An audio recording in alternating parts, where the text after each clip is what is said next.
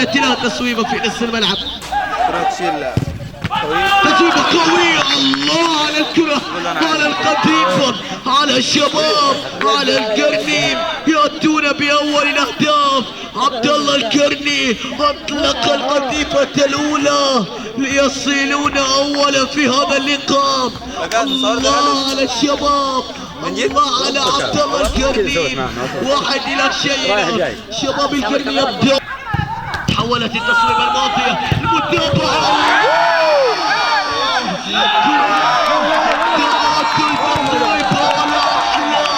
تعدت خط المرمى وتحولت في المرمى. 1-1 اي اتش سي سي يعودون من جديد ويعودون عن طريق محمود. 1-1 استلام. يا سلام عاد فيها يا لعيب. كرة لا بلان تصويب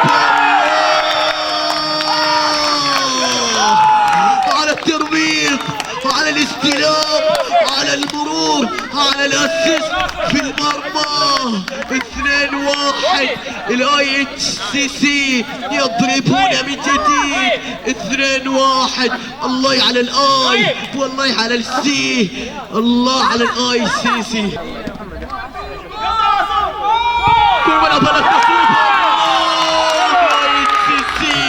يضربون من جديد. 3-1 اي اتش سي سي. 3-1 الان يتقدمون من جديد ويضربون مجددا في هذا اللقاء. 3-1 الان. عبد الرحمن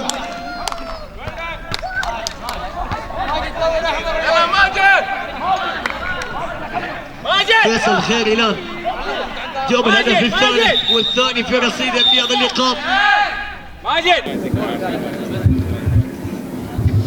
كابتن محمود آدم لاعب فريق اتش سي سي، اولا الف مبروك اليوم 3 نقاط تدخلون فيها في منافسه مع كويك برجر. اولا اعطينا انطباعاتك في اول استهلال هذه البطوله. والله مباراه كانت قويه بين الطرفين والحمد لله استمتعنا كلنا والحمد لله فزنا هنا وان شاء الله الجايات اكثر ان شاء الله نحقق البطوله باذن الله.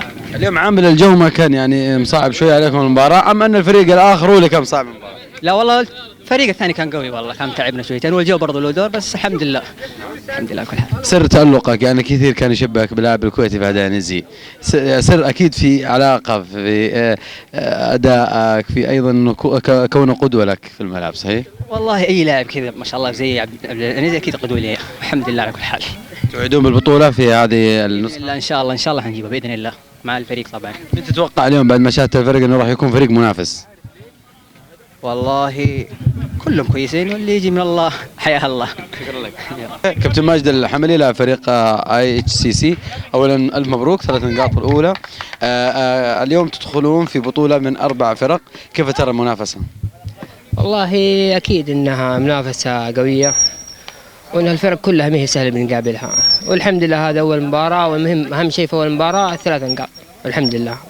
انتم على الاقل اليوم بفوزكم ضمنتم انكم بعيدين عن المركز الرابع اللي هو يطلعك برا البطوله، الثاني والثالث ممكن نصف النهائي الاول يلعب على النهائي. ما هو السيناريو الافضل اللي تحببونه دائما؟ والله هو الحمد لله ان فزنا في المباراه الاولى وعدينا، وان شاء الله احنا نطمح اننا ناخذ الاول باذن الله. اخر لحظات المباراه كان في بعض الشد يعني في المباراه، كنتم متقدمين لكن لما كان الشد واضح عليكم في نهايه المباراه؟ يعني اكيد انه عامل الجو شيء مؤثر، شايف كيف الرطوبه زايده واكيد انه فاهم اللياقه ناقصه، اكيد انه فاهم بيجي فاهم الشد بس هذا كلها في الكوره. نعم. وبرا الكوره حبايب احنا. كلاعبين اليوم كيف ترى الانسجام بين هذا اول لقاء ولا كان هناك تمارين قبل ذلك؟ لا كان في تمارين قبل كذا بس انه تقريبا 4-5 عناصر جديده على الفريق ولازم فاهم يعني من مباراه لمباراه بنكون احسن ان شاء الله. في المباريات الجايه بتشوف انسجام ان شاء الله نكون افضل من كذا. اوكي. اولا نرحب فيكم رئيس اللجنه المنظمه الاستاذ ابو احمد وايضا معنا الاستاذ حسن بورجي. اولا في لحظات ممكن تتويج يعني رمزي بفوزي اليوم في اول مباريات هذه البطوله او ثاني مباريات هذه البطوله. اولا كيف اتت هذه الفكره ابو احمد 4 فرق ومكونه من فرق شركات وتنظيم رائع، وما هو السيناريو المعمول به في البطوله؟ اول شيء بسم الله الرحمن الرحيم، الحمد لله رب العالمين والصلاه والسلام على رسول الله. طبعا هي الفكره بدات انه البيت الإماراتي للعود حب أنه ينظم بطولة رباعية بين الشركات، هو متكفل بجوائزها، ونشكر أخونا عماد السالمي على هذه البادرة. الفكرة طبعا جاءت 4 فرق من الشباب اللي نعرفهم، فنظام البطولة حيكون الجمع طبعا بطولة بجمع النقاط. المركز الأول حيلعب على النهائي مباشرة، والثاني والثالث حيلعبوا مباراة فاصلة، والرابع حيكون خارج البطولة، هي خارج المنافسة. ونبارك لاخونا حسن اليوم اول 3 نقاط حطها في الرصيد، هذا كاس الافتتاح. نبارك لجميع الفرق الفائزه اليوم. نعم. اليوم انتم انتصرتوا 3 نقاط، اكيد كويك برجر لديه 3 نقاط، ممكن راح تكون منافسه بينكما في المباراه القادمه، اعتقد في مواجهه راح تكون بينكما انت وكويك برجر على صداره هذه البطوله. اليوم هذا الفوز عدته من خلال 3 نقاط، المباراه القادمه كيف ستتعاملون معه؟ والله اول شيء انا احب اشكر المنظمين وعلى راسهم الاخ صلاح العصلاني ابو احمد. انا بس حابب اقول انه احنا شركه لنا 25 سنه، هذه اول بطوله نشارك فيها، واحنا الغرض انه المشاركه، الوصول النهائي هذا شيء ثاني يجي ان شاء الله. بس ان شاء الله نحاول انه المباراه الجايه نفوز على كويك برجر ان شاء الله باذن الله تعالى. استاذ ابو احمد كم مشاركه؟ لا والله انا بس اتمنى من كل الفرق انه يعني تمثل بالاخلاق العاليه لانجاح البطوله وتتعاون مع اللجنه المنظمه. وانا احب اشكر طبعا قناه عدسه الغربيه اللي ما قصرت اليوم، جونا وما قصروا، ونشكر اخونا عبد العزيز المعلق الشريف، ونشكر كل من ساهم في نجاح هذه البطوله الصراحه يعني. على هذا الاداء الرائع. شكرا ايضا كابتن حسن، وان شاء الله نشوفكم المباراه القادمه ان شاء الله باذن الله. المباراه الجايه انا مشارك اساسي ان شاء الله.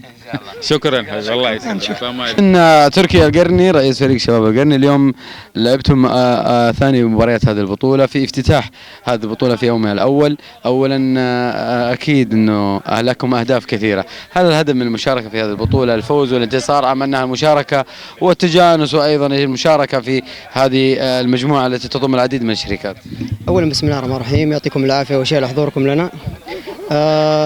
الهدف من هذه البطوله صراحه تطوير من مستوى لعيبتنا واحتكاكهم مع الفرق القويه هذه، والحمد لله زي ما شفت يعني اول مباراه صح ان خسرنا، لكن عادي لسه قدامنا الدوري طويل ويمدينا نعوض ان شاء الله في المباريات الجايه. واول مباراه يعني زي ما شفت الرتم شويه كان منخفض العيال، وزي ما انت شايف الجو كان جدا سيء اليوم، وان شاء الله المباراه الجايه ان شاء الله يكون الجو كويس عندنا والشباب ان شاء الله ما يقصرون، نعوض ان شاء الله باذن الله. عناصريا انت تعتقد ان هذا ان فريقكم يضم يعني هذا الاداء الذي ظهر منه هو اقوى اداء ممكن ان يقدمه في هذه البطوله، اما لديه كثير في المباريات القادمه؟ بصراحه تفاجات انا بمستوى العيال اليوم، مستوى اللعيبه عندهم اكثر من كذا صراحه، فتفاجات مستواهم اليوم كان مستواهم غير مرضي صراحه وغير مقنع، فيستاهل الفريق الثاني صراحه الفوز لانه كان مستوانا صراحه جدا سيء.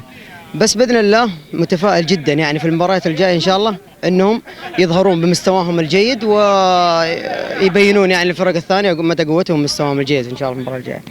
ممكن نشاهد فريقكم كاحد الفرق الابطال او المتواجده في نهايه البطوله، اليوم خساره اكيد المهمه صعبه لانه هناك فريقين لديهم 3 نقاط حتى الان، انتم بلا نقطه، راح تكون في منافسه بينكم فريق اللي خسر اعتقد المباراه الماضيه. كيف هي الاستعدادات راح تكون بعد هذا اللقاء؟ لا ان شاء الله باذن الله العناصر ممكن راح يتغيروا اللعيبه، والله باذن الله راح يكون ان شاء الله باذن الله في دعم بسيط جدا، يعني مو ذاك العناصر اللي موجودين فيهم الخير والبركه، لكن يمكن يدعم بخطوط الدفاع بس لانها شويه تعبانه وعندنا الاصابات برضو دهورت الفريق، فان شاء الله باذن الله المباراه الجايه ان نحاول ندعم الفريق، وباذن الله اننا قدامنا مباراتين ان شاء الله باذن الله على الاقل نفوز واحده نتعادل واحده وان شاء الله ننتهي لدور 4 باذن الله. شكرا لك تركي، يعطيك العافيه.